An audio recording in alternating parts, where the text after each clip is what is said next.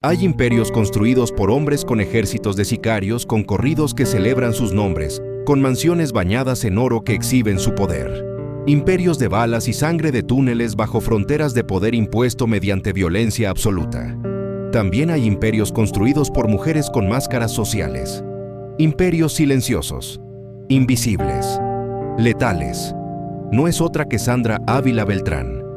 El nombre suena elegante, casi aristocrático, y ese es precisamente el punto. Porque mientras Pablo Escobar construía zoológicos privados y el Chapo cavaba túneles bajo prisiones, Sandra construyó algo mucho más sofisticado, una doble vida tan perfecta que engañó a 2 naciones durante 15 años. Su imagen pública parecía salida de una revista de sociedad. Una empresaria exitosa, propietaria de boutiques de alta gama en Guadalajara y Ciudad de México, inversionista inmobiliaria. Sobre todo era filántropa que contribuía a causas humanitarias.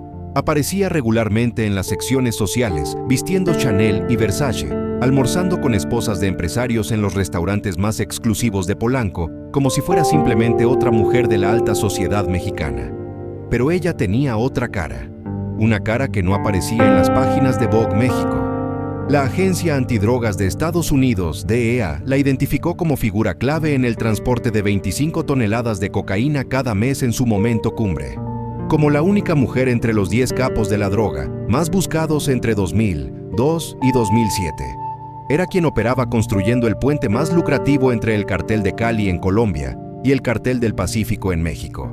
Sobre todo, coordinaba envíos por valor de millones de dólares desde una mansión de $3 millones en Polanco, donde pisos de mármol italiano presenciaban reuniones con capos colombianos, mientras diplomáticos paseaban a sus perros afuera. No estamos hablando de una mula que cruza droga en maletas.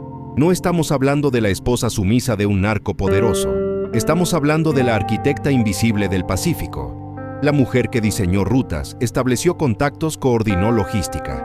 La mujer que entendió algo que ningún hombre del narco mexicano había entendido antes: que el verdadero poder no grita. El verdadero poder susurra, desde salones de mármol con vista al bosque de Chapultepec. ¿Cómo pudo una mujer convertirse en coordinadora de toneladas de cocaína, sin disparar un solo tiro? ¿Cómo pudo vivir en las zonas más exclusivas de América Latina, mientras la Procuraduría General de la República, PGR, la buscaba en Sinaloa? ¿Cómo construyó un imperio sin narcocorridos, sin sicarios tatuados, sin la imagen narco ostentosa típica de los capos tradicionales? La respuesta está en un lugar que pocos vieron. En una residencia neoclásica de 800 metros cuadrados, ubicada a 15 minutos de las oficinas de la Procuraduría General de la República. Porque mientras los agentes federales rastreaban la sierra de Sinaloa buscando narcos, la narco más sofisticada de México vivía donde nadie busca criminales entre la élite. Esa mansión no era solo una casa, era una máscara de mármol. Un escenario perfecto donde Sandra interpretaba 2 papeles simultáneamente, sin que uno revelara al otro. Durante el día era una empresaria exitosa que atendía clientes de sus boutiques de alta gama.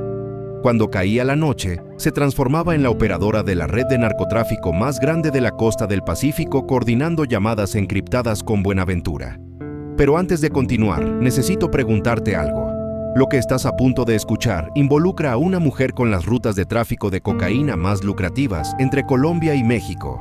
Estas no son acusaciones inventadas. Estos son documentos judiciales de tribunales federales en Miami, archivos de la DEA desclasificados, testimonios de narcotraficantes que decidieron hablar. Esta historia incomoda a muchos porque desafía la narrativa de los capos masculinos violentos. Por eso las autoridades intentaron enterrarla. Si crees que esta verdad merece ser revelada, suscríbete al canal y activa las notificaciones. Solo tu clic puede romper el silencio sobre cómo una mujer construyó poder absoluto desde el anonimato. La historia comienza en un lugar que pocos conocen, no en un palacio bañado en oro de un capo de la droga, sino en una casa de clase media en Sinaloa, donde una joven estaba aprendiendo la lección más peligrosa de su vida: que el verdadero poder nunca grita. Antes de entender cómo Sandra Ávila construyó un imperio invisible, necesitamos entender el lugar donde aprendió a ser invisible. La mansión en Polanco no fue su primera residencia, ni siquiera fue la más importante en términos simbólicos. Fue simplemente la más visible, la máscara perfecta. Pero para comprender por qué eligió vivir ahí, necesitamos describir exactamente qué era ese lugar. Polanco, Ciudad de México, uno de los códigos postales más caros de América Latina. Calles arboladas donde embajadores y CEOs de corporaciones multinacionales viven rodeados de seguridad discreta, restaurantes con estrellas Michelin, boutiques internacionales, galerías de arte. No es un barrio, es un ecosistema de élite donde el dinero susurra en lugar de gritar. Y en medio de ese ecosistema, en una calle tranquila flanqueada por jacarandas, se levantaba la residencia de Sandra Ávila Beltrán. Fachada neoclásica, 3 niveles, 800 metros cuadrados de construcción, jardines diseñados al estilo francés con fuentes de cantera, portón eléctrico de hierro forjado que parecía sacado de una mansión europea del siglo XIX. Desde afuera indistinguible de las otras residencias del vecindario, esa era la genialidad del diseño no destacar. Mientras los narcos tradicionales construían palacios ostentosos con leones de oro en las entradas, Sandra eligió la elegancia discreta de viejo dinero. Adentro la casa respiraba lujo contenido. Pisos de mármol italiano importado de Carrara. Escalera principal con barandal de hierro forjado y madera de caoba. Sala de estar con ventanales de piso a techo que daban vista a un jardín interior, donde una fuente de 3 niveles corría día y noche. Comedor formal con capacidad para 16 personas, decorado con candelabros de cristal checoslovaco. Cocina equipada con electrodomésticos europeos de última generación, aunque Sandra rara vez cocinaba. Tenía personal para eso. En el segundo nivel, 4 recámaras. La principal ocupaba 150 metros cuadrados. Vestidor que parecía boutique privada organizado por diseñadores Chanel, Versace, Dior, Hermès. Baño con tina de mármol tallado a mano y regadera con sistema de hidromasaje importado de Alemania. Pero la verdadera función de la casa no estaba en los espacios de lujo, estaba en los espacios que nadie veía. Sótano con acceso restringido, oficina privada con líneas telefónicas encriptadas, sistema de comunicación satelital, computadoras con software de protección que en 2005 solo usaban corporaciones de alto nivel o gobiernos. Desde ese sótano Sandra coordinaba llamadas con Buenaventura en Colombia, confirmaba envíos, autorizaba pagos, resolvía problemas logísticos de rutas marítimas que transportaban toneladas entre continentes. Todo desde una mansión ubicada a 4 kilómetros de la Procuraduría General de la República. La ironía geográfica era brutal. Cada mañana funcionarios de la PGR salían a trabajar en operativos antidroga, mientras pasaban frente a la residencia de la narcotraficante más sofisticada de México.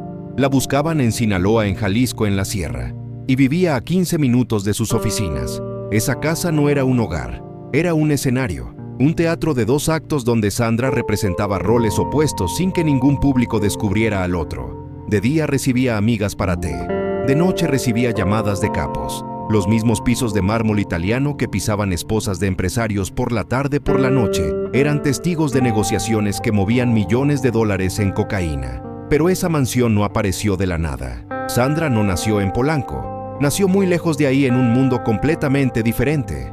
Sinaloa. 16 de octubre de 1960. Sandra Ávila Beltrán llegó al mundo en un estado donde el narcotráfico no era un crimen. Era una tradición familiar. Una economía paralela, un sistema de poder más antiguo que las leyes que intentaban prohibirlo. Su tío Alfonso Ávila era figura conocida en los círculos de tráfico de drogas de Sinaloa. Sobrino de Miguel Ángel Félix Gallardo, considerado el padrino del narcotráfico mexicano. Sandra creció escuchando historias de hombres que construían imperios desde ranchos polvorientos. Hombres que la ley perseguía pero el pueblo admiraba. Hombres que morían jóvenes pero morían ricos. Creció viendo una lección que marcaría toda su vida. El poder real no está en la ley, está detrás de ella. No fue una infancia de pobreza extrema como la de otros narcos. Fue una infancia de clase media con ventanas abiertas al mundo criminal. Suficiente estabilidad para ir a la escuela. Suficiente conexión para saber que existían caminos más rentables que la legalidad. Era inteligente. Eso quedó claro desde temprano, no solo en términos académicos, sino en términos estratégicos. Entendía que en el mundo del narcotráfico mexicano de los años 70 y 80, las mujeres tenían 3 roles posibles: esposas sumisas, amantes descartables o víctimas colaterales. Sandra decidió que ninguno de esos roles le interesaba. A los 20 años, en 1980, se casó con un comandante de la Policía Judicial del Estado de Jalisco. La ironía no podía ser más perfecta. La sobrina de un narcotraficante casada con un oficial de la ley. Pero en México esas líneas siempre han sido borrosas. El comandante sabía quién era la familia de Sandra. Sandra sabía que su esposo cobraba sobornos de los mismos traficantes que supuestamente perseguía. Fue un matrimonio de conveniencia que le enseñó algo fundamental: la ley y el crimen no son enemigos, son socios que negocian términos. El matrimonio no duró. Sandra era demasiado ambiciosa para quedarse como esposa de un comandante corrupto de provincia. Tenía algo que los hombres de su familia no tenían: la capacidad de ser invisible. Porque en un mundo donde todos los narcos eran hombres concorridos que cantaban sus hazañas, una mujer podía moverse sin levantar sospechas. Podía viajar sin que la DEA la rastreara. Podía abrir cuentas bancarias sin que los sistemas de inteligencia la señalaran. Podía construir redes sin que nadie la considerara amenaza. Y entonces conoció al hombre que le abriría las puertas del imperio. Juan Diego Espinosa Ramírez, apodado El Tigre. Narcotraficante colombiano con conexiones directas con el cartel de Cali. Alto, elegante, sofisticado. Todo lo contrario al narco mexicano tradicional.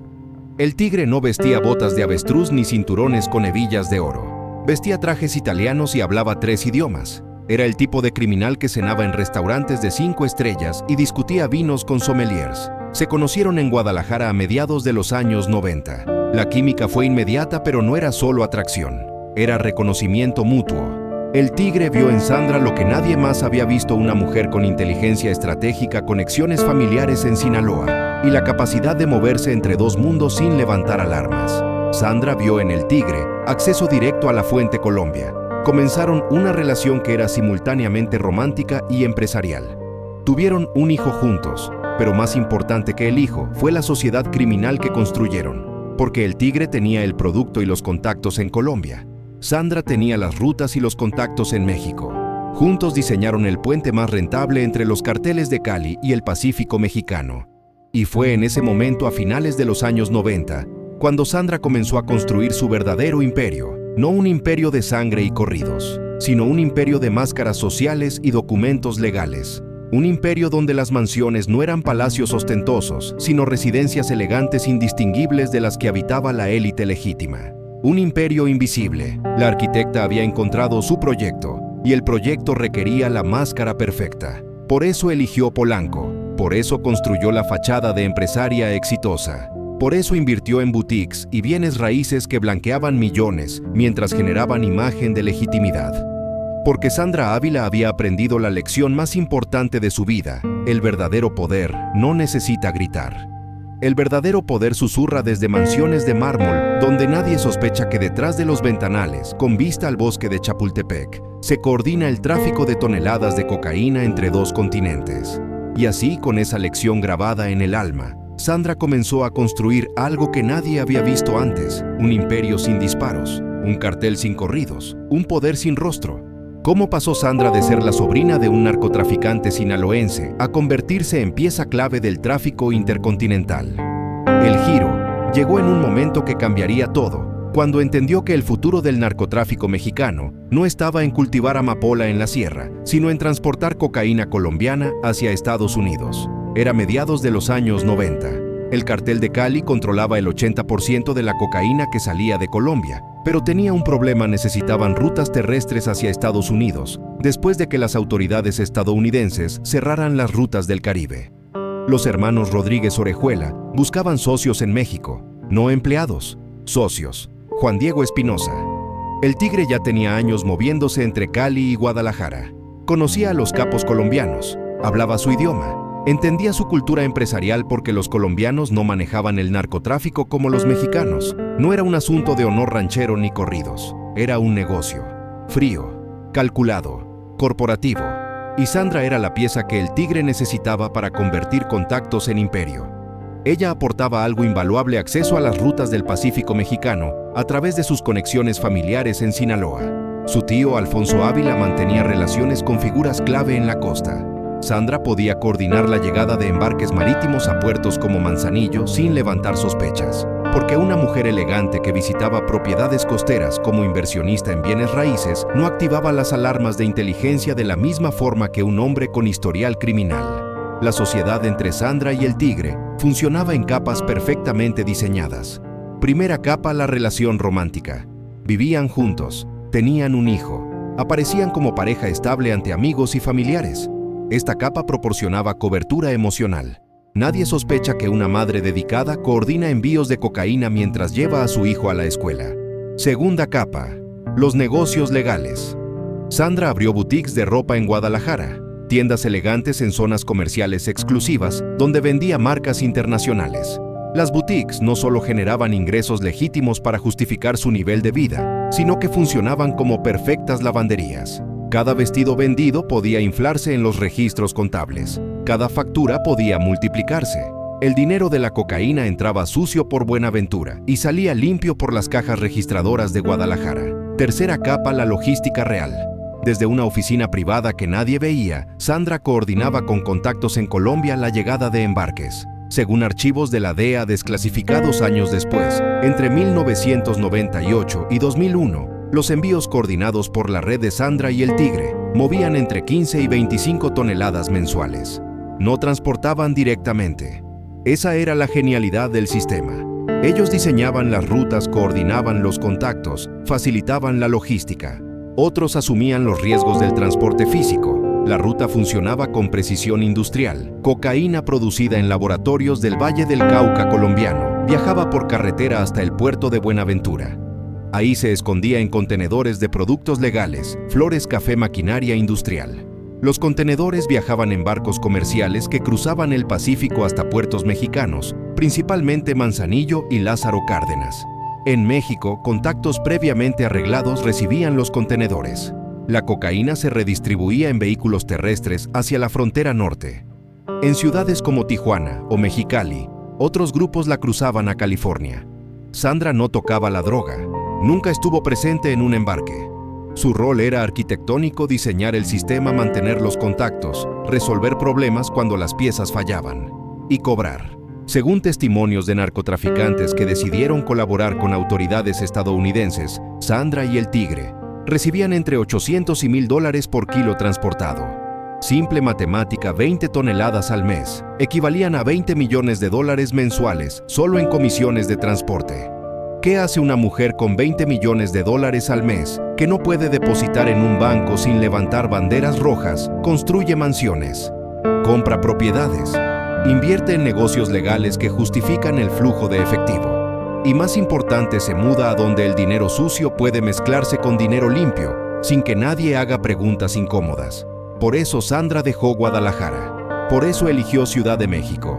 Por eso específicamente eligió Polanco.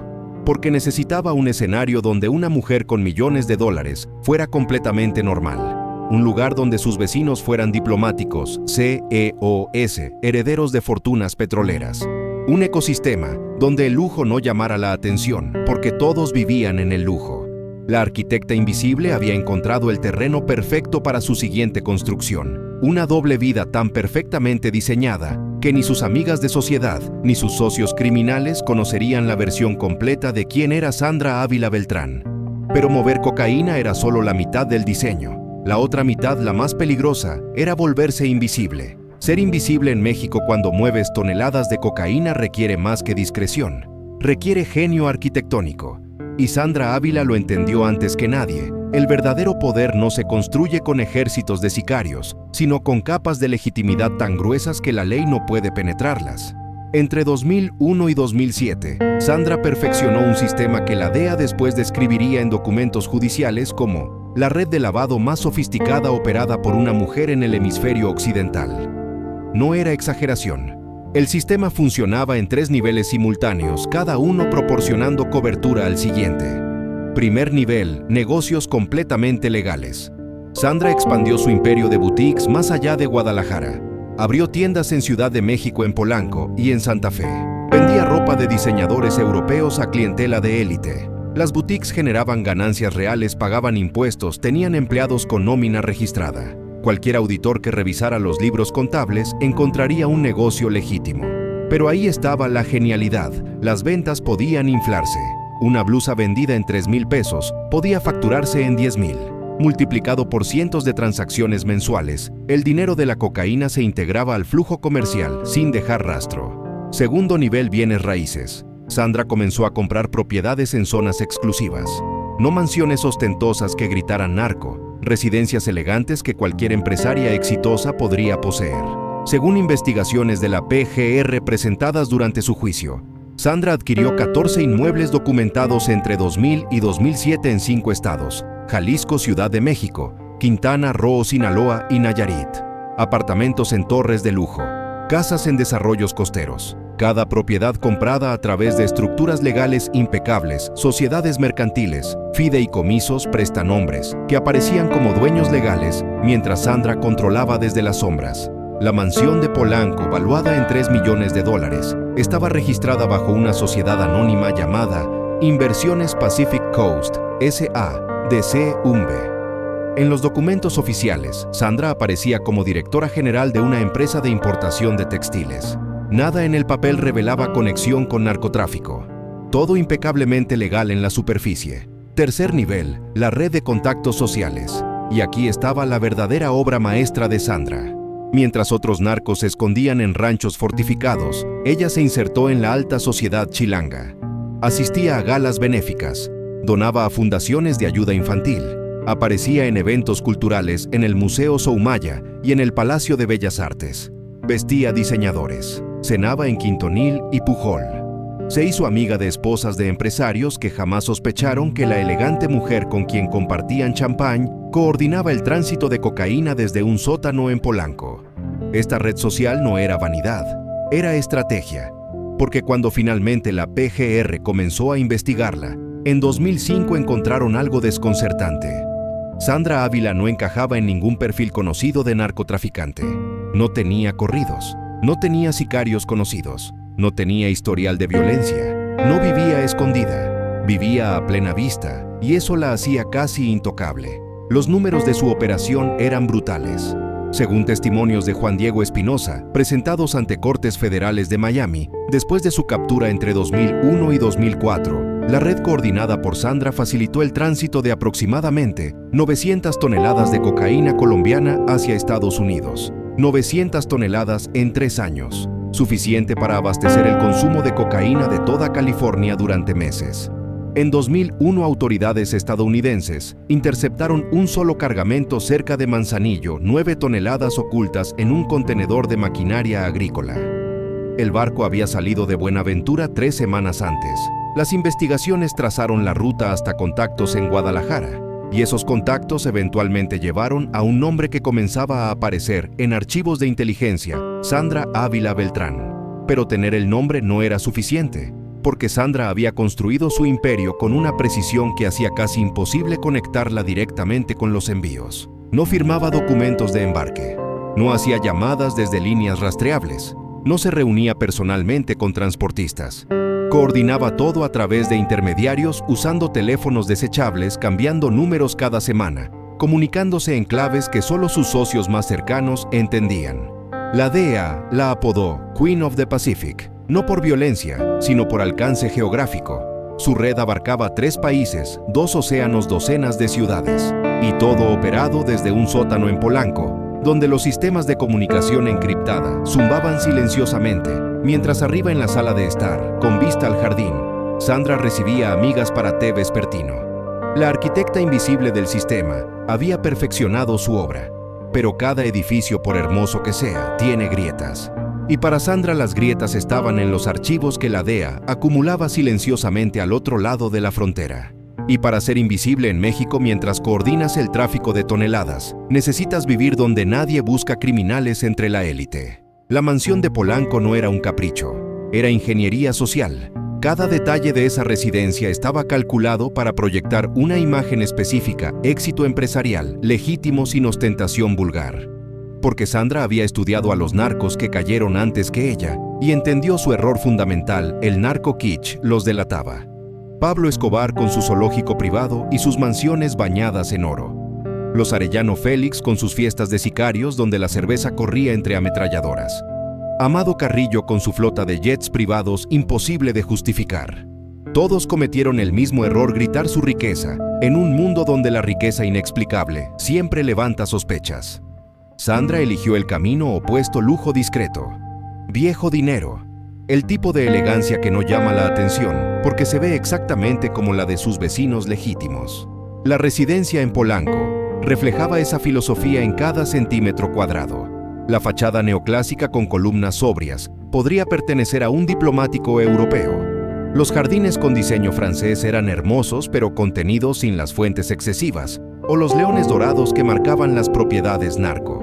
El portón de hierro forjado era elegante, no fortificado. No había muros de 3 metros con alambre de púas. No había garitas con guardias armados. Solo una residencia más en una calle donde todas las residencias costaban millones.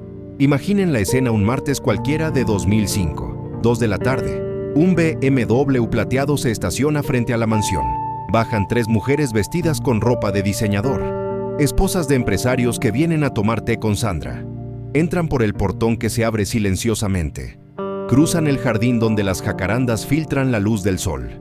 Una empleada uniformada abre la puerta principal. Las mujeres entran a la sala de estar, con pisos de mármol italiano que reflejan la luz natural de los ventanales. Sofás tapizados en tela europea. Mesa de centro con arreglo floral fresco cambiado cada 3 días.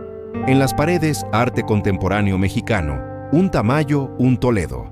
Nada excesivo, nada que grite dinero mal habido. La empleada sirve té en porcelana inglesa, trae bocadillos preparados esa mañana. Las mujeres conversan sobre la próxima gala benéfica en el Museo Tamayo. Sandra menciona que donará 50,000 pesos. Las otras la felicitan por su generosidad. Hablan de boutiques de un viaje próximo a Europa de sus hijos en escuelas privadas. Ninguna sospecha que la anfitriona elegante que sirve té importado coordinó anoche el embarque de 2 toneladas de cocaína desde Buenaventura. 4 horas después, misma casa-escena completamente diferente. 8 de la noche. Las amigas se han ido hace horas. Sandra baja al sótano, cierra la puerta con seguro electrónico, enciende los sistemas de comunicación encriptada. La habitación no tiene ventanas, paredes con aislamiento acústico, 3 computadoras, teléfonos satelitales, un equipo de comunicación que en 2005 solo usaban corporaciones multinacionales o agencias de inteligencia. Sandra marca un número en Cali, habla en clave, confirma que el envío de maquinaria llegará a Manzanillo en 6 días. Cuelga, marca otro número en Sinaloa, coordina el transporte terrestre hacia la frontera. Cuelga, marca un tercer número, autoriza un pago de $800,000 a un contacto en Tijuana. Los mismos pisos de mármol que pisaron las esposas de empresarios por la tarde, ahora vibran con el zumbido de equipos que coordinan un imperio criminal valorado en cientos de millones de dólares. Esa era la verdadera genialidad de la mansión. No era una casa dividida en 2 espacios. Era un teatro con 2 obras ejecutándose simultáneamente en el mismo escenario. Y Sandra era la única actriz que conocía ambos libretos. De día, la empresaria exitosa que donaba a causas benéficas y almorzaba con la élite chilanga. De noche, la operadora del Pacífico que movía las rutas de cocaína más rentables del hemisferio. Y nadie, ni sus amigas de sociedad, ni sus vecinos diplomáticos, ni los agentes de la PGR que pasaban frente a su casa camino a sus oficinas, sospechaba que esas 2 mujeres eran la misma persona. La arquitectura de la mansión facilitaba esa dualidad. Espacios públicos impecables arriba, espacios operativos ocultos abajo, fachada de legitimidad afuera, realidad criminal adentro, como una pintura renacentista con un cuadro completamente diferente, escondido bajo la capa de óleo visible. Pero una mansión no es suficiente para lavar un imperio que genera millones semanales. Sandra lo sabía. Por eso construyó algo más grande, una red completa de propiedades y negocios repartidos estratégicamente en todo México. Una mansión no es suficiente para lavar un imperio que genera $20 millones mensuales. Necesitas un sistema completo. Y Sandra construyó exactamente eso, una red de propiedades y negocios tan intrincada que desenredarla le tomaría años a los investigadores. La estrategia era simple en concepto, brillante en ejecución, diversificar. Nunca poner toda la riqueza en un solo lugar. Nunca registrar nada a tu nombre. Siempre tener capas de separación legal entre el dinero y tu persona. Las 14 propiedades documentadas por la PGR eran solo las que pudieron rastrear. Investigadores federales sospechaban que había más escondidas bajo estructuras corporativas que aún no habían descifrado. En Guadalajara, Sandra mantenía 3 propiedades residenciales, además de sus boutiques comerciales. Una casa en Zapopan, valuada en $1,200,000, registrada bajo el nombre de una sociedad mercantil, donde ella aparecía como accionista minoritaria. Un apartamento en Puerta de Hierro comprado a nombre de un primo que trabajaba como empleado de una de sus tiendas. una propiedad comercial en el centro histórico donde operaba su boutique Insignia, registrada bajo un fideicomiso administrado por un abogado de Guadalajara. En las costas la estrategia era similar, pero con un giro propiedades vacacionales que justificaban viajes frecuentes. En Cancún, un condominio en zona hotelera comprado en 2003 por $700,000. En Puerto Vallarta, una casa con vista al mar adquirida en 2004. Ambas propiedades registradas a nombre de sociedades anónimas diferentes, ambas generando ingresos por rentas vacacionales, que en papel explicaban flujos de efectivo millonarios. Pero el verdadero genio estaba en los negocios operativos. Las boutiques de ropa eran la columna vertebral del sistema de lavado. Sandra operaba 5 tiendas en total, 3 en Guadalajara, 2 en Ciudad de México. Cada tienda importaba ropa de diseñadores europeos con márgenes de ganancia que podían manipularse infinitamente. Un vestido que costaba $200 al mayoreo podía venderse en $2,000 al menudeo, o podía facturarse como vendido en $3,000, aunque el precio real fuera menor. Esa flexibilidad permitía inflar ganancias en libros contables sin levantar alarmas. Las tiendas empleaban personal legítimo, pagaban impuestos, tenían registros ante Hacienda. Cualquier auditor que revisara las operaciones encontraría un negocio que cumplía con la ley. Lo que no podían ver era que por cada peso generado legítimamente entraban 10 pesos de dinero criminal disfrazados como ventas adicionales. Sandra también invirtió en bienes raíces comerciales que rentaba a terceros, locales comerciales en plazas de Guadalajara y Ciudad de México, oficinas en edificios corporativos. Estos negocios generaban rentas mensuales documentadas que proporcionaban otra capa de legitimidad. El dinero criminal entraba como pago de rentas de empresas fantasma que existían solo en papel. Los testaferros eran piezas clave del sistema. Sandra nunca ponía propiedades importantes a su nombre. Usaba familiares empleados de confianza conocidos necesitados de dinero. Les pagaba por prestar sus nombres en documentos legales. Ellos aparecían como dueños oficiales mientras Sandra controlaba desde las sombras mediante poderes notariales y acuerdos privados. Uno de sus testaferros principales era un primo lejano que trabajaba en una de sus boutiques. En documentos oficiales, él era dueño de 3 propiedades valuadas en más de $2 millones. Su salario oficial, $12,000 mensuales como empleado de tienda. La contradicción era obvia para cualquier investigador, pero demostrar que el primo era simplemente prestanombres requería evidencia que tomó años recopilar. Según cálculos de la DEA presentados durante el juicio de extradición entre 2001 y 2007, Sandra lavó aproximadamente $200 millones a través de esta red de negocios y propiedades. 200 millones convertidos de efectivo sucio a activos aparentemente legítimos. Pero cada edificio, por hermoso que sea, tiene grietas. Y las grietas de Sandra estaban en los archivos que la DEA acumulaba silenciosamente al otro lado de la frontera. ¿Qué sucedía realmente detrás de las paredes de mármol italiano? Imaginen la escena. Mientras Sandra servía té a esposas de empresarios en la sala principal, en el sótano de esa misma mansión, zumbaban sistemas de comunicación que coordinaban el tráfico de cocaína más sofisticado del Pacífico mexicano. Los crímenes de Sandra Ávila Beltrán no dejaron cadáveres en las calles. No hubo ejecuciones públicas con mensajes narco colgados de puentes. No hubo tiroteos con autoridades ni balaceras en plazas públicas. Esa ausencia de violencia visible era precisamente lo que la hacía tan peligrosa. Porque Sandra entendió algo que muchos narcos nunca comprendieron: la violencia atrae atención, y la atención es fatal para el negocio. Pero la ausencia de sangre visible no significa ausencia de daño. Cada tonelada de cocaína que Sandra facilitó destruyó miles de vidas al otro lado de la frontera. Familias desintegradas por adicción, jóvenes muertos por sobredosis, comunidades destruidas por la guerra contra las drogas. Sandra nunca apretó un gatillo, pero sus decisiones logísticas mataron tanto como cualquier sicario. Las acusaciones formales comenzaron a construirse años antes de su arresto. En 2002, la DEA abrió un expediente con su nombre, después de interceptar comunicaciones entre narcotraficantes colombianos, donde mencionaban a La Reina como contacto clave en México. Inicialmente no sabían quién era. El apodo podría haber sido cualquiera. Pero las escuchas continuaron. Los nombres se repitieron, las rutas se trazaron, y eventualmente el nombre completo apareció en una conversación interceptada: Sandra Ávila Beltrán.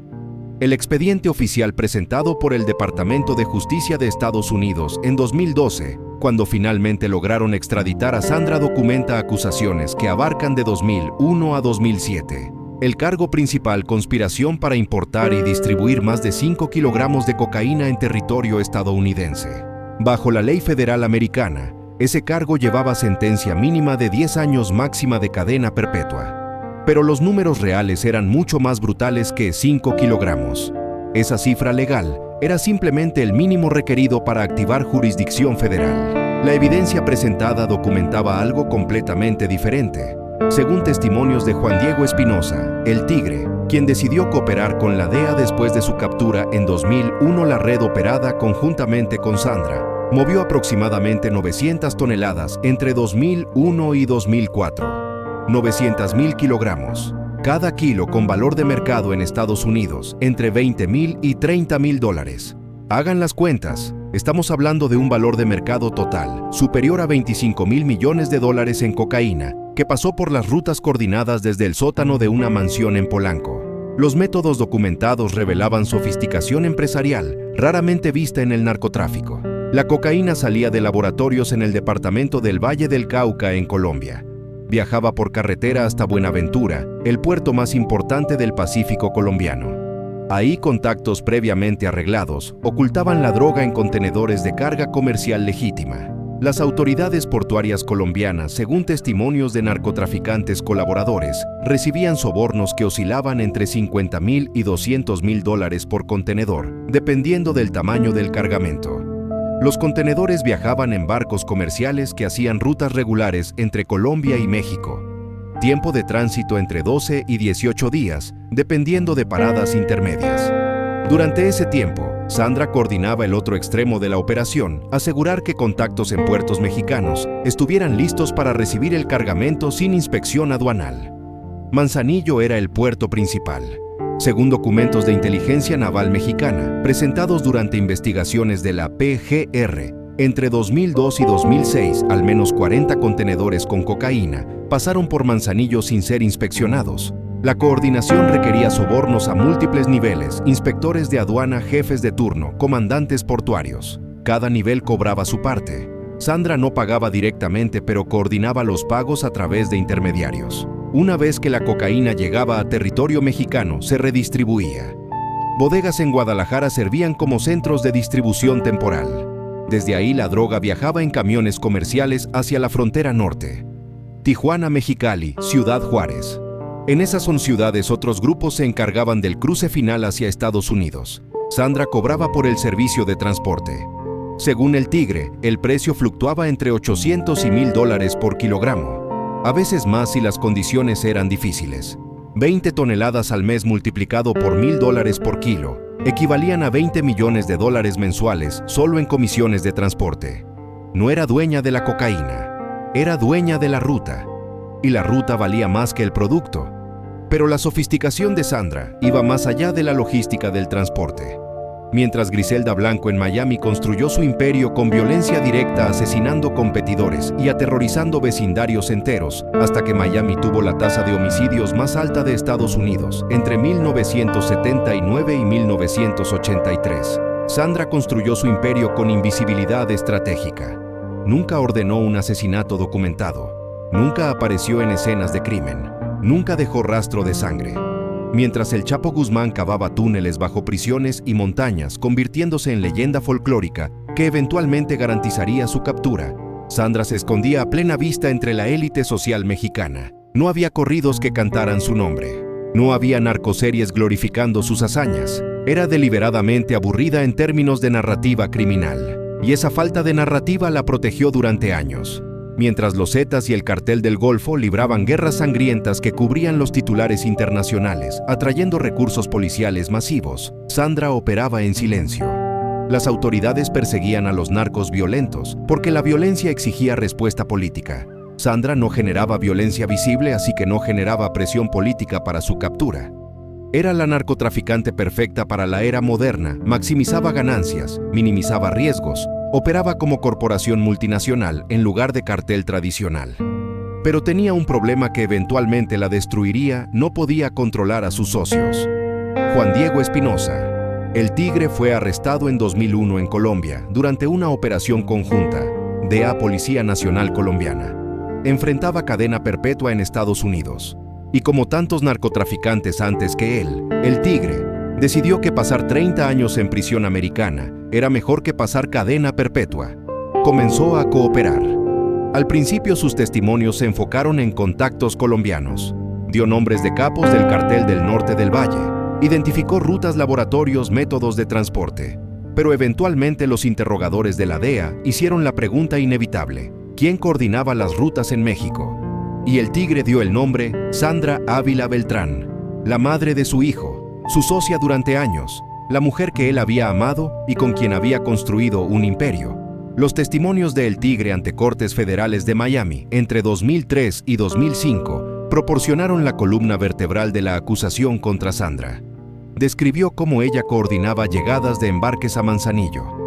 Detalló conversaciones específicas donde Sandra discutió pagos a funcionarios mexicanos. Identificó las boutiques y propiedades que ella usaba para lavar dinero. Proporcionó fechas, cantidades, métodos. Pero testimonios no eran suficientes. La DEA necesitaba evidencia física y comenzaron a recopilarla meticulosamente. Entre 2003 y 2007, agentes de la DEA en colaboración con la PGR ejecutaron escuchas telefónicas. Según documentos desclasificados, monitorearon más de 12,000 llamadas relacionadas con la red de Sandra. No todas eran de ella directamente. La mayoría eran de intermediarios, pero las conversaciones construían un patrón. Referencias codificadas a envíos de maquinaria que llegaban a puertos específicos en fechas que coincidían con arrestos de cocaína. Menciones de pagos de facturas que correspondían a montos de sobornos documentados en otras investigaciones. La DEA también rastreó vuelos. Sandra viajaba frecuentemente entre Ciudad de México, Guadalajara y Miami. Los registros aeroportuarios mostraban 89 viajes documentados entre 2002 y 2007. Los itinerarios coincidían sospechosamente con fechas de grandes embarques. Viajar no era crimen, pero el patrón construía circunstancia. Rastrearon transacciones financieras. Las boutiques de Sandra reportaban ganancias anuales que fluctuaban dramáticamente sin explicación aparente. Un año generaban 2 millones de pesos, el siguiente año 12 millones. Las ventas de ropa no explican esa volatilidad, pero lavar dinero criminal, sí. Investigaron sus propiedades, 14 inmuebles valuados en total aproximadamente 8 millones de dólares. Sandra reportaba ingresos anuales de 300,000 pesos como empresaria. Los números no cuadraban. No podía financiar ese nivel de adquisición de propiedades con ingresos declarados. La diferencia tenía que venir de algún lado, y finalmente trazaron las conexiones internacionales. Sandra no era pieza aislada. Era nodo en una red que conectaba 3 países.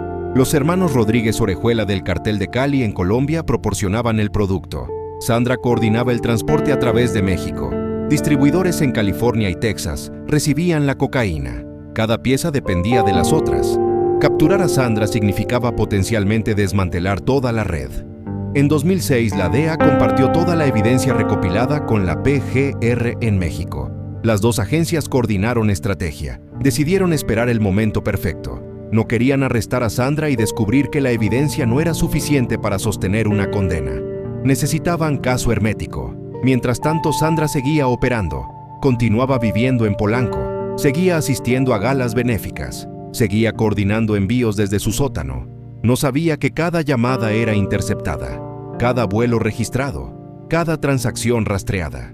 La habitación en su mansión donde coordinaba operaciones, ese sótano con sistemas de comunicación encriptada, había sido testigo de cientos de conversaciones criminales. Si esas paredes pudieran hablar, contarían historias de toneladas coordinadas, millones negociados, rutas diseñadas. Pero las paredes no hablan. Los teléfonos sí. Y la DEA los escuchaba. ¿Cuánto tiempo puede una máscara resistir el peso de toneladas de cocaína? La respuesta llegó el 27 de septiembre de 2007. 27 de septiembre de 2007. 2:15 de la tarde. Restaurante Las Sirenas, Polanco. Sandra Ávila Beltrán almuerza ostiones con una amiga. Viste traje Chanel color crema. Zapatos Christian Louboutin. Bolsa Hermès Birkin valuada en $40,000. El cabello perfectamente peinado. Maquillaje discreto pero impecable.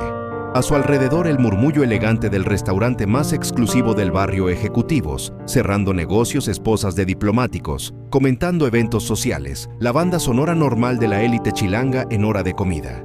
Sandra levanta su copa de champán, brinda con su amiga, sonríe.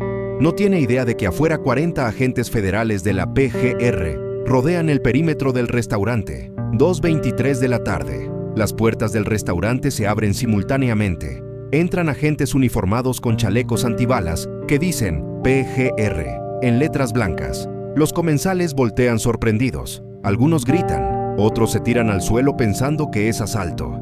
La confusión dura exactamente 12 segundos. Un agente se acerca a la mesa de Sandra. Sandra Ávila Beltrán, queda usted detenida por delitos contra la salud en la modalidad de narcotráfico. Su voz es firme, profesional, ensayada. Sandra no corre, no grita, no intenta negociar. Termina lentamente su copa de champán. Se limpia los labios con la servilleta de lino. Toma su bolsa Hermès. Se pone de pie con la elegancia de quien está acostumbrada a mantener compostura bajo presión. Extiende las muñecas hacia adelante. El agente coloca las esposas. Clic, clic.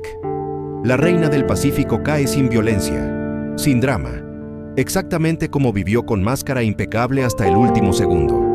Afuera del restaurante las cámaras de televisión ya esperan. Alguien filtró información a medios. Sandra sale escoltada por 6 agentes. Los flashes explotan. Los reporteros gritan preguntas que ella no responde. Sube a una camioneta negra de la PGR. La puerta se cierra. La camioneta arranca hacia las instalaciones del ASEIDO, la subprocuraduría especializada en investigación de delincuencia organizada. La noticia explota en todos los noticieros esa misma tarde. Capturan a la reina del Pacífico. Los titulares repiten el apodo que la DEA le había dado. Las imágenes de Sandra siendo arrestada en pleno Polanco vestida como socialité chocan con la narrativa tradicional del narco mexicano. No es hombre, no viene de la sierra, no dispara armas, es mujer elegante, invisible. Y precisamente esa invisibilidad la había convertido en una de las narcotraficantes más efectivas de la década. La PGR presenta las acusaciones formales 48 horas después del arresto. Los cargos en México: delitos contra la salud en la modalidad de narcotráfico y operaciones con recursos de procedencia ilícita. Las penas potenciales sumaban hasta 40 años de prisión en el sistema penitenciario mexicano. Pero Estados Unidos también la quería. La DEA había preparado orden de extradición. Las acusaciones en cortes federales de Miami eran más graves: conspiración para importar y distribuir toneladas de cocaína, lavado de dinero a nivel internacional, participación en organización criminal transnacional. Comenzó entonces una batalla legal que duraría 5 años. Sandra contrató los mejores abogados que el dinero pudiera comprar. Su defensa se centró en 2 argumentos. Primero, que la evidencia era circunstancial, basada principalmente en testimonios de un narcotraficante cooperante, el Tigre, cuya credibilidad era cuestionable. Segundo, que las escuchas telefónicas fueron obtenidas sin procedimientos legales apropiados, violando garantías constitucionales. Durante ese tiempo, Sandra vivió en prisión. Primero en Santa Marta Acatitla, penal femenil en Ciudad de México. Las condiciones eran brutales comparadas con su vida anterior. De pisos de mármol italiano a cemento frío, de sábanas de seda a cobijas ásperas, de espacios de 800 metros cuadrados a celda de 2 metros por 3 metros, compartida con 12 mujeres. Pero incluso en prisión, Sandra mantuvo cierta influencia. En 2010, estalló un escándalo cuando autoridades penitenciarias descubrieron que había recibido tratamientos de Botox dentro del penal. Según investigaciones internas, Sandra pagaba a guardias para que le permitieran acceso a cosmetólogos privados. El incidente generó titulares nacionales y reforzó la imagen de narcotraficante, que incluso tras las rejas mantenía privilegios. Mientras Sandra peleaba la extradición desde su celda afuera, su imperio se desmoronaba. Las 14 propiedades documentadas fueron congeladas por la PGR. La mansión de Polanco, las casas en Guadalajara, los condominios en la costa, todo bajo investigación forense. Equipos de peritos entraron a cada propiedad buscando evidencia adicional. En la mansión de Polanco, encontraron lo que esperaban: sistemas de comunicación encriptada en el sótano, documentos financieros que revelaban transferencias sospechosas, libretas con códigos que tomó meses descifrar. Las boutiques cerraron una por una. Sin Sandra coordinando operaciones sin flujo de dinero criminal para sostener la fachada, los negocios colapsaron. Empleados legítimos perdieron trabajos, acreedores demandaron pagos. El imperio comercial que había tomado años construir se desintegró en meses. Sus testaferros comenzaron a hablar. Enfrentando sus propias acusaciones criminales, varios decidieron cooperar con autoridades.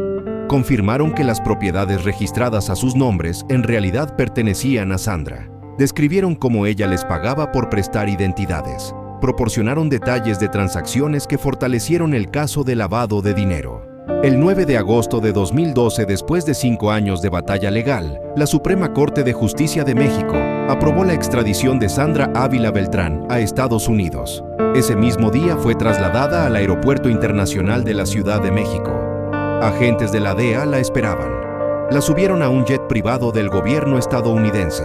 El vuelo duró 3 horas. Aterrizó en Miami a las 6:40 de la tarde. Sandra enfrentó juicio en Corte Federal del Distrito Sur de Florida. La evidencia presentada por fiscales incluía los testimonios de El Tigre, las escuchas telefónicas de miles de llamadas, registros de viajes que coincidían con embarques de droga, análisis financieros de sus propiedades y negocios. Su defensa argumentó que era víctima de asociación, que su relación con El Tigre era romántica no criminal, que sus negocios eran legítimos, que no había evidencia directa de que ella personalmente transportara o vendiera cocaína. El jurado deliberó 4 días. El veredicto: culpable de conspiración para importar cocaína. La sentencia llegó en marzo de 2013, 70 meses de prisión federal, menos de 6 años. Una fracción de lo que esperaban fiscales, quienes habían pedido mínimo 15 años. El juez consideró que aunque Sandra coordinó transporte de toneladas, nunca usó violencia. Su rol fue logístico, no operacional directo. Con créditos por tiempo servido en México y buena conducta, Sandra fue liberada en febrero de 2015. Había cumplido su sentencia. Salió de la Institución Correccional Federal en Tallahassee, Florida, a las 8:00 de la mañana. Llevaba jeans y sudadera, sin maquillaje, sin joyas, sin escoltas. Subió a un taxi que la llevó a una dirección desconocida. La mujer que una vez coordinó el tráfico de toneladas de cocaína, que vivió en mansiones millonarias, que cenó con la élite mexicana, ahora era libre pero invisible. No podía regresar a México sin riesgo de nuevas acusaciones. No podía regresar a Colombia. Vive en algún lugar de Estados Unidos bajo identidad que nadie conoce. Las mansiones que construyó permanecen vacías o confiscadas. La residencia de Polanco fue vendida en subasta pública en 2016. Un empresario la compró por precio reducido. Removió todos los sistemas del sótano. Renovó completamente el interior. Borró cualquier rastro de que la reina del Pacífico alguna vez vivió ahí. Mientras Sandra construía 14 propiedades millonarias en México, 8 millones de venezolanos huían de su país destruido por el narcotráfico que personas como ella facilitaron. El daño no fue solo a las víctimas directas de la cocaína. Fue antropológico: normalización del crimen como ruta al éxito, glamorización de narcotraficantes en cultura popular, destrucción del tejido social en comunidades donde el dinero del narco corrompió todo. Las fortalezas que Sandra construyó no pudieron protegerla. Los millones que lavó no compraron libertad. El sistema que diseñó con tanta precisión colapsó el día que un socio decidió hablar. La arquitecta invisible logró su obra maestra final: desaparecer completamente. Piensen en el arco completo. Una niña nacida en Sinaloa, en 1960, criada en un mundo donde el narcotráfico era tradición familiar, donde el poder real nunca estuvo en la ley, sino detrás de ella. Una mujer que se negó a ser esposa sumisa, amante descartable o víctima colateral. Una arquitecta que diseñó algo que nadie había visto antes: un imperio sin corridos, sin sangre visible, sin el narco kitsch que delata a los capos tradicionales. Sandra Ávila Beltrán construyó poder absoluto desde la invisibilidad. Coordinó el tránsito de 900 toneladas de cocaína entre Colombia y Estados Unidos. Lavó $200 millones a través de boutiques elegantes y mansiones en códigos postales exclusivos. Se insertó en la alta sociedad mexicana tan perfectamente que cenaba con esposas de empresarios, mientras coordinaba embarques millonarios desde un sótano en Polanco. Fue la única mujer en alcanzar el top 10 de narcotraficantes más buscados por la DEA. La operadora que entendió que el verdadero poder susurra en lugar de gritar. La mujer que construyó fortalezas de legitimidad tan gruesas que le tomó años a 2 gobiernos penetrarlas. Y al final, todas esas fortalezas no pudieron protegerla. La ironía de esta historia es brutal. Sandra pasó 15 años construyendo capas de separación entre ella y sus crímenes. Testaferros que ponían sus nombres en propiedades, sociedades anónimas que ocultaban flujos de dinero, negocios legítimos que proporcionaban cobertura, fachadas sociales que la hacían indistinguible de la élite legítima. Un sistema diseñado con precisión arquitectónica para ser impenetrable. Pero todo colapsó porque no pudo controlar lo único que ningún sistema puede controlar: la lealtad humana. Juan Diego Espinosa, el tigre, el hombre que amó el padre de su hijo, el socio con quien construyó imperio, decidió que 30 años en prisión americana era mejor que cadena perpetua. Y cuando abrió la boca, todo el edificio invisible se derrumbó. Las mansiones que diseñó con tanto cuidado ahora están vacías o habitadas por extraños que no saben su historia. La residencia de Polanco, donde sirvió té a la élite chilanga, fue vendida en subasta y renovada hasta borrar cualquier rastro de su existencia. Las boutiques cerraron, las propiedades fueron confiscadas, el imperio se evaporó. Sandra está libre desde 2015. Cumplió su sentencia, pagó su deuda legal, pero vive más prisionera que nunca. No puede usar su nombre real, no puede regresar a México, no puede aparecer en público sin riesgo. La mujer que construyó identidad dual tan perfecta, que engañó a 2 países durante 15 años, ahora no tiene identidad en absoluto. La pregunta final es inevitable. ¿Valió la pena, Sandra? ¿Valió la pena construir mansiones que no puedes habitar, acumular millones que no puedes gastar, diseñar imperio que se desmoronó en meses, sacrificar años con tu hijo por coordinar toneladas de cocaína que destruyeron miles de vidas al otro lado de la frontera? El precio de la ambición no lo pagó solo ella. Lo pagaron las víctimas de la cocaína que facilitó, las familias desintegradas por adicción, las comunidades destruidas, los millones de personas afectadas por la normalización del narcotráfico como ruta válida al poder. Puedes construir imperios invisibles, puedes diseñar sistemas impenetrables, puedes vivir entre la élite mientras coordinas crimen transnacional, pero no puedes comprar libertad real. No puedes diseñar escape de las consecuencias. No puedes construir fortalezas que protejan del día en que alguien decide hablar. Suscríbete al canal para no perderte el próximo capítulo. Activa la campana de notificaciones. Comparte este video, porque esta historia ayuda a entender cómo el narcotráfico no siempre grita con violencia. A veces susurra desde mansiones de mármol. A veces se disfraza de elegancia. A veces es invisible hasta que colapsa. Dale like si crees que esta historia merece ser contada. Comparte para romper el algoritmo que prefiere enterrar estas verdades. Y dime en los comentarios, ¿fue Sandra Ávila más peligrosa que los narcos violentos precisamente por su invisibilidad? ¿O fue simplemente más inteligente hasta que su inteligencia no fue suficiente? La respuesta la escribes tú. Nos vemos en el próximo video, porque en México las mansiones siguen contando historias que nadie quiere escuchar.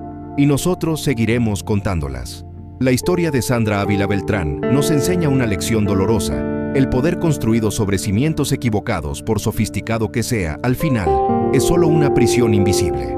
Sandra tuvo todo lo que la sociedad considera éxito: propiedades millonarias, estatus social, admiración ajena. Pero vivió en miedo constante, sin poder confiar en nadie, sin poder disfrutar los frutos de su trabajo.